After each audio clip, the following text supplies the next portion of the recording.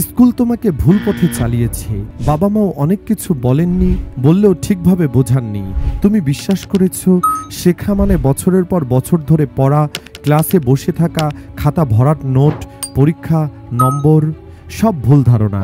এই পৃথিবীতে এমন কিছু মানুষ আছে যারা পুরো একটি বিষয়ে কয়েকদিনের মধ্যেই শিখে ফেলে। তারা বেশি বুদ্ধিমান বলে নয়, কারণ তারা জানে শেখার এমন 3টি উপায় যা বেশিরভাগ মানুষ জানেই না। আজ আমি তোমাকে সেই 3টি উপায় দেখাবো। এই ভিডিও শেষ হওয়ার আগেই তোমার শেখার পদ্ধতি চিরদিনের মতো বদলে যাবে। পয়েন্ট নাম্বার 1, স্কুল কি বলে? ভুল করো না।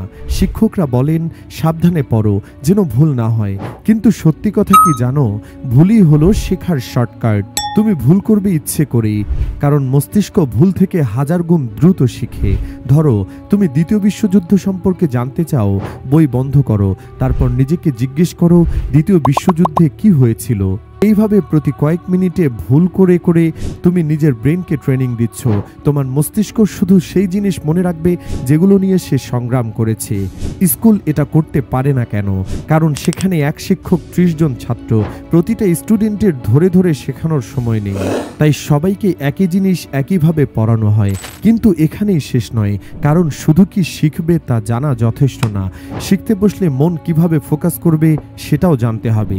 এখন তোমার ব্রেনকে ফোকাস করানোর গোপন ট্রিক্স আছে। পয়েন্ট নাম্বার 2, তুমি ভাবো তোমার মস্তিষ্ক বুদ্ধিমান। না, মস্তিষ্ক হলো অলস এক বাচ্চা। এক কাজ বেশিক্ষণ করলে সে পালাতে চায়, তাই তাকে পালাতে দাও, কিন্তু পালিয়ে যেন আবার তোমার দখলেই আসে। ধরো তুমি গণিত পড়ছো, 5 মিনিট পর মস্তিষ্ক বলল আর ভালো লাগছে না, তুমি পড়া বন্ধ করবে না, সাথে সাথে বাংলা সাহিত্যে ঢুকে পড়ো।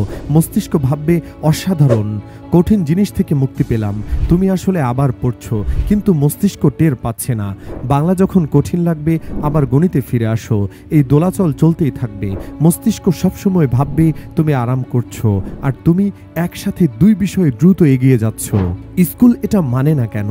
কারণ ওরা চায় সবাই একই তালিকায় বাঁধা থাকুক, কিন্তু জ্ঞান কখনো তালিকার দাস হয় না। পয়েন্ট নাম্বার 3, তোমার মস্তিষ্কের 4টি দরজা আছে: চোখ, আবেগ, কল্পনা আর যুক্তি। ধাপ নাম্বার 1, 5 মিনিট পড়ো মনোযোগ দিয়ে। ধাপ নাম্বার 2, যা পড়েছ তা আঁকো।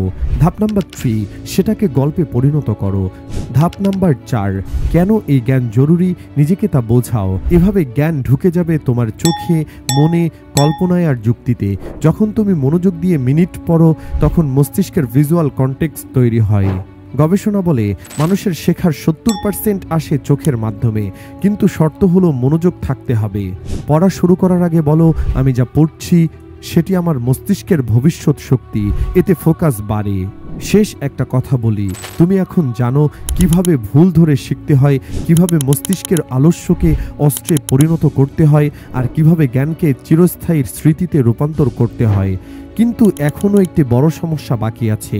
তুমি যদি না জানো কোন জ্ঞান গুরুত্বপূর্ণ, কোনটা গুরুত্বহীন, তাহলে দ্রুত শেখার কোনো মানে নেই। পরের অংশে আমি দেখাবো কিভাবে পৃথিবীর যে কোনো বিষয়ে সেই 20% অংশ খুঁজে বের করতে হয়, যা ধরতে পারলে বাকি 80% জ্ঞান তোমার সামনে মাথা নত করবে।